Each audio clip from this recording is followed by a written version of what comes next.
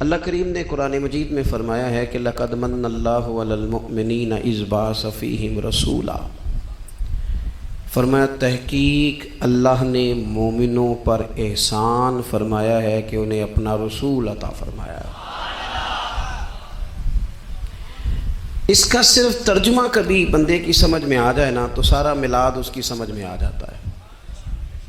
صرف اس آیت کا آسان سادہ ترجمہ اگر سمجھ لیا جائے کہ رب کہتا ہے میں نے احسان کیا تم پر، تمہیں اپنا رسول دے دیا ہے۔ وہ دو عالم کی رحمت ہیں، وہ جہاں چاہتے وہیں رہتے، یہ تو ان کی مہربانی ہے کہ یہ عالم پسند آیا۔ نبی پاک صلی اللہ تعالی علیہ وسلم ہمارے اوپر رب کا سب سے بڑا احسان ہے، اور اللہ تبارک و تعالیٰ نے سسکتی، تڑپتی، بے چین، پریشان، تکلیف میں مبتلا اپنی مخلوق پر رحم فرمایا اور رسول کریم عطا فرمائے۔ نبی پاک صلی اللہ تعالی علیہ وسلم کی تشریف آوری نے ایک ایک ذرے پر احسان کیا، حضور سے ایک ایک نگر، ایک ایک پتا فیض یاب ہوا، لیکن بعض چیزیں ایسی ہیں جنہیں خصوصی طور پر سرکار نے نوازا، بعض معاملات پر خاص کرم نوازی حضور نے فرمائی۔ ایک اہم مسئلہ ہے عقیدے کا مسئلہ۔ جس بندے کا کوئی عقیدہ نہیں نہ ہوتا، کوئی نظریہ نہیں ہوتا، کوئی اس شخص کا خاص مزاج نہیں ہوتا سمجھنے والا، ماننے والا، وہ بندہ بھی بیچارہ کوئی زندگی کا لطف نہیں اٹھا پاتا۔ اس کا کوئی نظریہ ہی نہیں ہے، کوئی سوچ ہی نہیں ہے، کوئی اس کی فکر ہی نہیں ہے اس نے کس طرف جانا ہے۔ عقیدہ نہ ہو بندے کا، یعنی دنیا میں معاذ اللہ کچھ ایسے لوگ پائے جاتے ہیں جو سرے سے اللہ تعالیٰ کوئی نہیں مانتے، زندگی کیسے گزرے گی؟ وہ اپنی توجہات کا قبلہ کسے بنائیں گے؟ اور پھر دنیا میں کچھ لوگ ایسے گزرے جو کئی خداؤں کے قائل، کئی، اور پھر اہل عرب کا تو یہ حال کہ 360 بتوں کے سامنے جھکتے۔ مجھے بتائیے جس بندے کو یہی خبر نہ ہو میرا خالق اور مالک کون ہے، جس کو یہی پتہ نہ ہو کہ میرا رزق کہاں سے آتا ہے، میں نے مانگنا کہاں سے، جسے یہ خبر ہی نہ ہو کہ میری دعاؤں کا رخ کس طرف ہونا چاہیے، اس کی بھی کوئی زندگی ہے؟ نبی پاک علیہ السلام نے سب سے بڑا احسان یہ فرمایا ہے کہ ہمیں عقیدہ توحید سکھایا ہے۔ حضور نے ہمیں ہر جگہ سے چھڑا کے رب کریم کی بارگاہ میں سجدہ کرنے کا حکم دیا ہے۔ عرب کے لوگ جو تھے وہ بڑی بڑی وہم کا شکار تھے، بڑی بڑی اوہام پرستی کا شکار تھے۔ یہ آج کل بھی وہم بہت زیادہ ہے نوجوانوں میں، یعنی کوئی فیصلہ پکا ہے ہی نہیں، کوئی پکی بات ہی نہیں کرتے، یہ کر لوں کہ نہ کروں، اگر آپ کہتے ہیں تو کر لیتا ہوں، ویسے اس میں فلانی کمزوری بھی ہے، اور اگر میں نے نہ کیا تو فلاں مشکل بھی ہے۔ بھئی جس بندے نے قوت فیصلہ ہی نہیں پائی، اس نے ارادہ ہی پکا نہیں کیا کہ اس نے کدھر جانا ہے، تو وہ سفر کیسے کرے گا؟ سفر تو اس بندے کا مکمل ہوتا ہے جو سفر شروع کرتا ہے۔ عرب کے لوگ بھی بڑے بڑے اوہام پرستی کا قائل تھے۔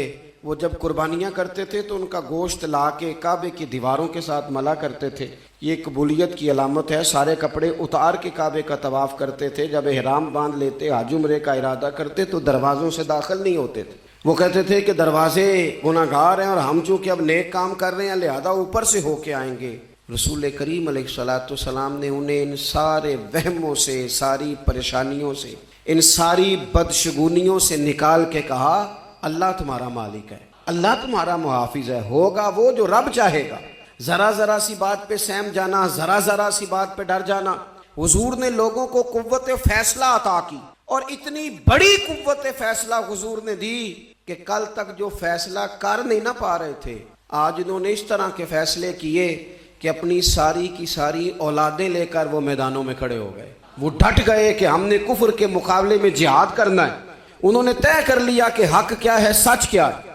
نبی پاک علیہ السلام نے ہمیں عقیدہ توحید دیا، اور وہ طے کر کے دیا ہے نبی پاک نے۔ سجدہ سوائے اللہ کے کسی کو جائز، اگر کوئی عبادت کی نیت سے کرتا ہے تو سجدہ کفر ہے، اور اگر تعظیم کی نیت سے کرتا ہے تو حرام ہے۔ اعلیٰ حضرت بریلوی رحمۃ اللہ علیہ نے 50 کے قریب دلائل کتاب و سنت سے اور 100 سے زیادہ دلائل فقہ اور رسول فقہ سے بیان فرمائے ہیں کہ کسی اور کے لیے تعظیمی سجدہ بھی حرام ہے۔ نبی پاک علیہ السلام تشریف فرما تھے تو کچھ جانوروں نے آ کے حضور کے قدموں پہ سجدہ کیا، پیش نظر ہے وہ نوبہار اور سجدے کو دل ہے بے قرار، روکیے سر کو روکیے یہی تو امتحان ہے۔ کچھ جانوروں نے جب سجدہ کیا تو صحابہ عرض کرنے لگے یا رسول اللہ صلی اللہ تعالی علیہ وسلم ہمارا بھی دل کرتا ہے، تو حضور نے فرمایا بھی سجدہ سوائے رب کے کسی کے لیے جائز نہیں ہے، ہاں اگر جائز ہوتا تو میں خاتون سے کہتا کہ اپنے شوہر کو سجدہ کرے۔ نبی پاک علیہ الصلوۃ والسلام نے حد بندی کر دی۔ اور پھر دیکھیں یہ جو ہم میلاد مناتے ہیں نا، یہ میلاد اللہ تعالیٰ کی توحید کا بہت بڑا اعلان ہے۔ ہم کہتے ہیں نبی پاک کا میلاد ہوا، جس کا میلاد ہوتا ہے وہ خدا نہیں ہوتا، جو پیدا ہوتا ہے وہ رب۔ جب ہم میلاد منا رہے ہوتے ہیں تو ہم یہ بتا رہے ہوتے ہیں بھئی حضور خدا نہیں، حضور تو 12 ربیع الاول کو پیدا ہوئے، تو جو پیدا ہو رب پیدا، لم یلد ولم یولد، اللہ تبارک و تعالی پیدا نہیں ہوتا، مالک تو ازلی ابدی شان رکھتا ہے۔ اس لیے عقیدہ توحید بندے کو مضبوط کر دیتا ہے۔ انسان جب عقیدہ توحید والا ہو جاتا ہے، اور نبی پاک علیہ السلام دنیا میں رب کی طرف بلانے آئے، وداعیا الی اللہ باذنہ وسراجا منیرا، حضور نے لوگوں کو اللہ کی جانب دعوت دی۔ جب انسان توحید والا ہو جاتا ہے تو مضبوط ہو جاتا ہے، وہ کسی سے نہیں ڈرتا، وہ سمجھتا ہے ہونا تو وہ ہے جو میرا رب چاہے گا، مجھے پریشان ہونے کی ضرورت کیا ہے۔ پھر اس کا بھروسہ بھی اللہ تعالیٰ پر، اس کی امیدیں بھی اللہ رسول سے، اس کی توجہات کا قبلہ بھی سارا ادھر ہی۔ تو حضور نے لوگوں کو عقیدہ دیا، مضبوط کیا۔ رسول پاک صلی اللہ تعالیٰ علیہ وسلم نے ذہنوں کو پختگی عطا فرمائی۔ تو سب سے بنیادی چیز حضور کا جو احسان ہے وہ عقیدہ ہے۔ پھر بعض خاص طبقات پر حضور نے خاص احسان کیا۔ آج بھی پوری دنیا میں ڈھنڈورا پیٹا جاتا ہے عورتوں کے حقوق کا، پوری دنیا کے اندر، اور بعض لوگ عورتوں کو بڑا دھوکہ دیتے ہیں، کہتے ہیں تمہیں حق نہیں ملتے لہٰذا تم سڑکوں پہ آ جاؤ، معاذ اللہ، تمہیں حق نہیں ملتے لہٰذا تم معاذ اللہ بازاروں کی رونق بن جاؤ۔ عورتوں کو بڑا پریشان کیا جاتا ہے حقوق کے تعلق سے۔ نبی پاک علیہ السلام کی آمد سے پہلے کوئی خاتون کے ساتھ سلوک اچھا نہیں کیا جاتا تھا، اس کا کوئی جائیداد میں حصہ نہیں تھا۔ عورت کا خامد اگر فوت ہو جاتا تو اپنے سسرال کے خاندان کی پراپرٹی بن جاتی معاذ اللہ، اور جس کے مرضی چاہے سپرد کر دیتے۔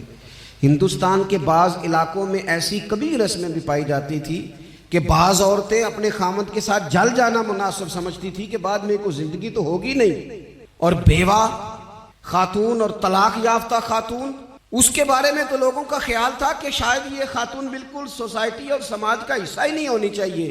قربان جائیں، یہ اعزاز میرے نبی پاک نے دیا ہے۔ حضور نے پہلی شادی ہی اس خاتون سے کی ہے جن کا پہلے بھی نکاح ہو چکا تھا، اور خاتون کو حضور نے حقوق دیے، جائیداد میں حصہ دیا۔ کہا جو بیٹیوں کی بہنوں کی پرورش کر کے آئے گا اور اچھی پرورش کر کے انہیں روانہ کر دے گا، جس طرح میری 2 انگلیاں جڑی ہوئی ہیں میرے ساتھ جڑ کے جنت میں جائے گا۔ اور ایک روایت میں فرمایا کہ جب کسی کے ہاں بیٹی پیدا ہوتی ہے نا تو اللہ فرشتوں کو بھیجتا ہے، اور وہ اس کے گرد کھڑے ہو جاتے ہیں اور گھر والوں کو سلام کہتے ہیں، اور کہتے ہیں یہ ضعیفہ ایک ضعیفہ سے پیدا ہوئی ہے، یہ کمزور، یعنی صنف کے لحاظ سے کمزور نازک بچی ایک نازک ماں سے پیدا ہوئی ہے۔ فرشتے کہتے ہیں جو اس کی پرورش کرے گا نا، اللہ قیامت تک اس کی مدد کرے گا، اس کی ہمیشہ مدد ہوتی رہے۔ اور نبی پاک صلی اللہ تعالیٰ علیہ وسلم کی خدمت میں آ کے جب خواتین نے کہا تھا نا یا رسول اللہ ہمارے تو دین دنیا کے معاملات میں مردوں کے تعلق سے کمزوری ہے، کئی دن تو ہم ویسے نماز نہیں پڑھ سکتی مہینے میں، کئی دن تو ہم ویسے عبادات کے قریب نہیں جا سکتی، جہاد پہ ہم نہیں جاتی، گواہی ہماری مردوں کے برابر نہیں، تو یا رسول اللہ صلی اللہ علیہ وسلم ہمارا بھی کوئی اعزاز ہے۔ تو حضور نے فرمایا جب کوئی خاتون حاملہ ہوتی ہے نا تو اللہ اسے اتنا ہی ثواب دیتا ہے جتنا جہاد کرنے والے کو ثواب دیتا ہے، اور جب بچہ پیدا ہوتا ہے تو اللہ تعالیٰ اسے شہادت کا درجہ عطا کرتا ہے، اور جب وہ بچوں کو دودھ پلاتی ہے تو رب اسے غلام آزاد کرنے کا ثواب عطا کرتا ہے۔ ایک دفعہ نا نبی پاک صلی اللہ تعالیٰ علیہ وسلم کی خدمت عالی مرتبت میں حضرت عائشہ صدیقہ رضی اللہ تعالیٰ عنہ نے ایک واقعہ عرض کی حضور آج میرے ساتھ عجیب معاملہ ہوا، میں گھر میں اکیلی تھی تو ایک خاتون 2 بیٹیوں سمیت آئی، اس نے کہا کہ میں بھی بھوکی ہوں، میری بیٹیاں بھی پریشان ہیں، کھانا نہیں کھایا۔ سیدہ پاک کہتی ہیں یا رسول اللہ میرے پاس بھی 3 کھجوریں تھیں گھر میں پڑی، یہ 2 جہاں کے شاہ ہیں پر پاس کچھ رکھتے نہیں، اور 2 جہاں کی نعمتیں ہیں ان کے خالی ہاتھ میں۔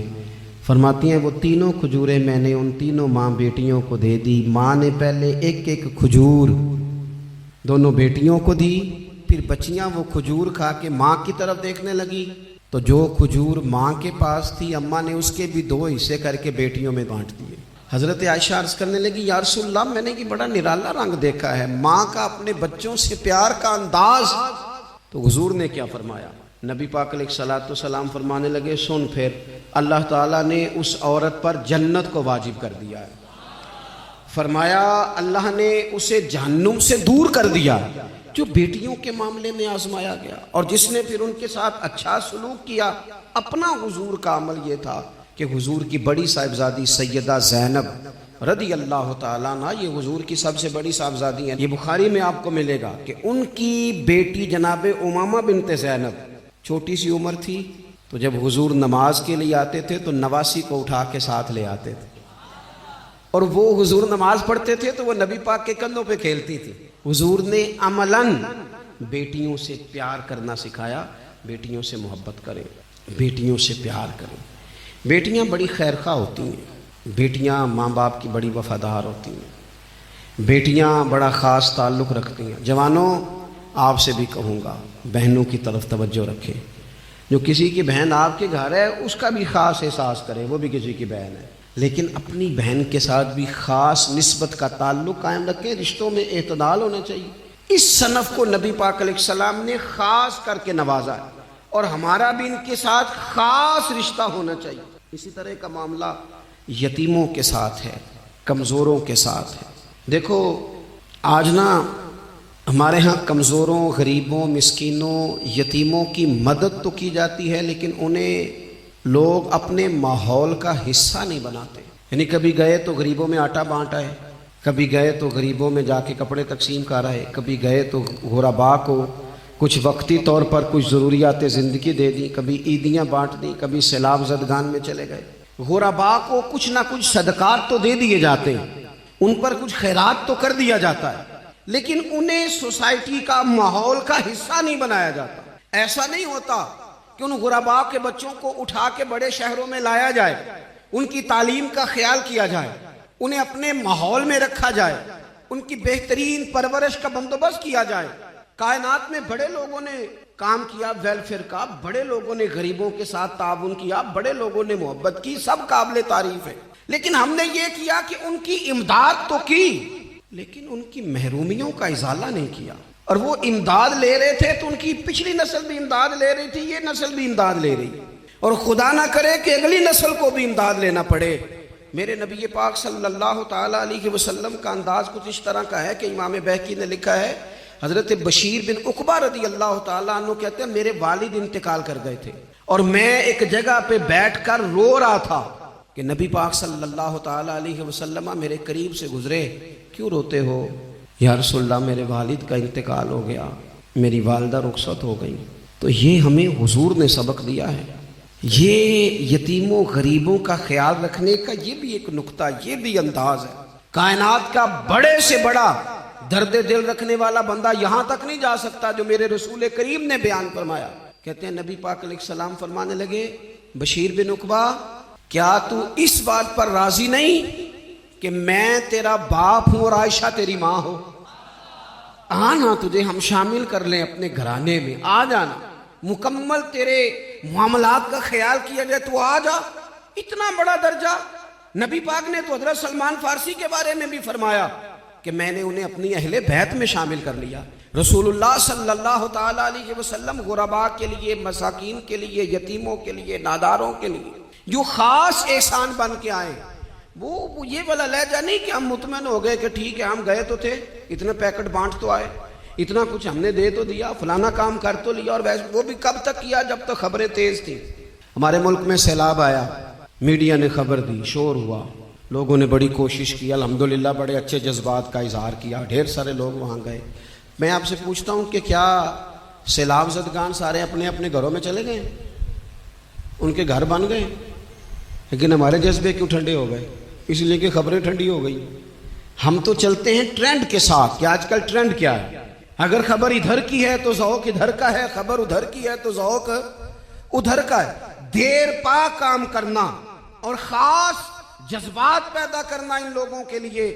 حضرت سیدنا عبداللہ بن ابی اوفا رضی اللہ تعالیٰ عنہ روایت کرتے ہیں، ایک یتیم بچہ آیا تھا، اس نے عرض کی حضور میری ماں بھی بھوکی ہے اور میری ایک ہمشیرہ ہے وہ بھی بھوکی ہے، اے روٹی دا دکھ نہ پوچھو، روٹی تے بندہ کھا جاندی ہے۔ یہ جو بھوک ہوتی ہے نا، بھوک، بہت سارے لوگ نا، میں ایک شادی میں تھا تو وہاں ایک دو لوگ کھانا کھا رہے تھے تو بعض لوگ انہیں دیکھ دیکھ کے مذاق کر رہے تھے، ویڈیو بنا رہے تھے، کہتے دیکھو کھانا ہی نہیں آتا، کیا انداز ہے، سارا ان کا منہ جو ہے وہ کھانے سے بھر گیا، ہاتھ دیکھو کہاں تک ان کے لتھڑ گئے، کیا انداز ہے۔ تو میں نے کہا تم ان کے کپڑے بھی تو دیکھو نا، انداز، بیٹھنا اٹھنا، کپڑے پہننا، یہ غریبی کا پتہ دیتے ہیں۔ بھوک جب تیز لگی ہو پھر کھانے کے آداب لوگوں کو یاد نہیں رہتے۔ غربت نے میرے بچوں کو تہذیب سکھا دی، اب وہ سہمے ہوئے رہتے ہیں، شرارت نہیں کرتے۔ وہ عزیز، ہوتا یہ ہے کہ جب انسان کو بھوک شدید لگی ہو نا، پھر اسے ڈاکٹر کی ہدایات نہیں یاد رہتی، پھر تو پیٹ کی آگ بجھانے کو لوگ دوڑتے ہیں۔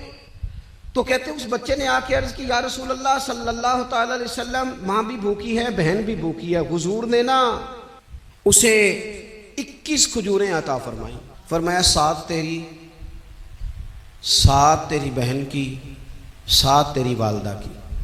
اور یہ حضور نے 21 کھجوریں دی ہیں، یہ نبی پاک نے 21 دی ہیں، ہاں یہ حضور نے 21 دی، اور حضور تو اشارہ بھی کر دینا تو پھر روٹی ساری زندگی ختم نہیں ہوتی۔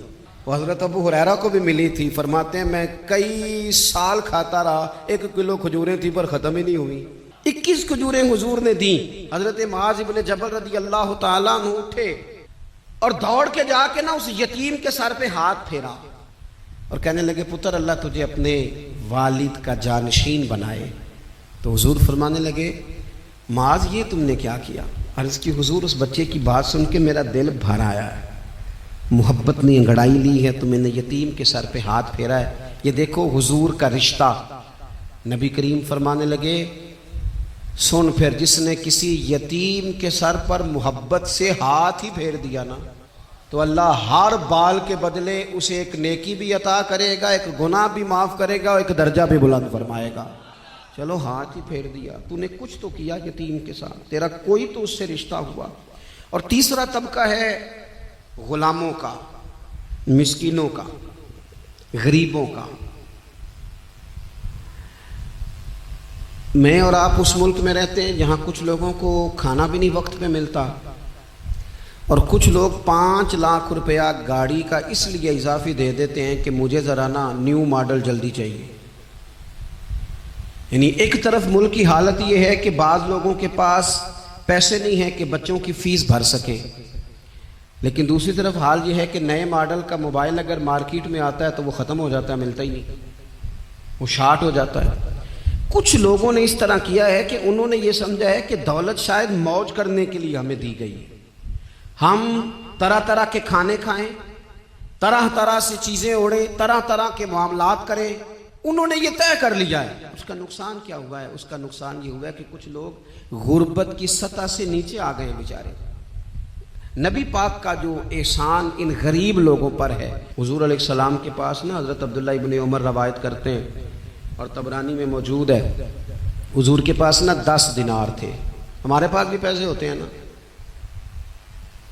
لیکن وہ کچھ ہوتے ہیں ہمارے کھانا کھانے کے لیے، کچھ ہوتے ہیں آئس کریم کھانے کے لیے، کچھ اس لیے ہوتے ہیں کہ آج میری مرضی دا نہیں پکا، لہٰذا میں نے، ہمارے ایک دوست ہیں وہ کہتے ہیں کہ آج کل یہ ماحول بن گیا ہے کہ بچے اگر کہتے ہیں نا کھانا میری مرضی کا نہیں تو اماں کہتی ہے جا تو برگر کھا لے۔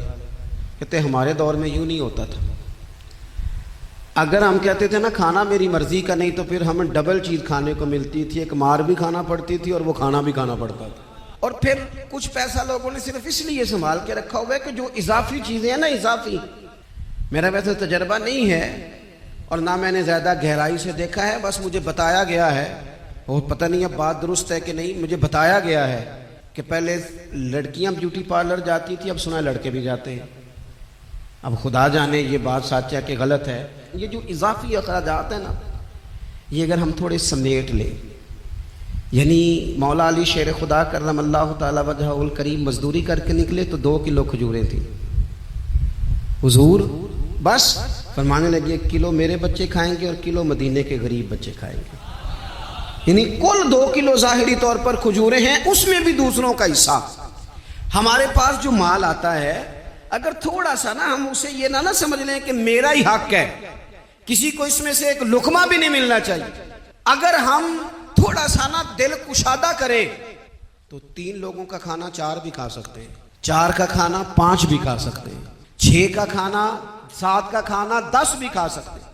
شرط یہ ہے کہ دل کشادہ ہو، دل دریات سمندروں ڈونگے، کون دلاں دیا جانے، تھوڑی سی نا کشادگی پیدا کی جائے۔ حضرت عبداللہ ابن عمر کہتے ہیں نبی کریم علیہ السلام کے پاس نا 10 دینار تھے، ویسے تو کائنات ہی میرے نبی کی مٹھی میں ہے، لیکن ظاہری طور پر 10 دینار تھے۔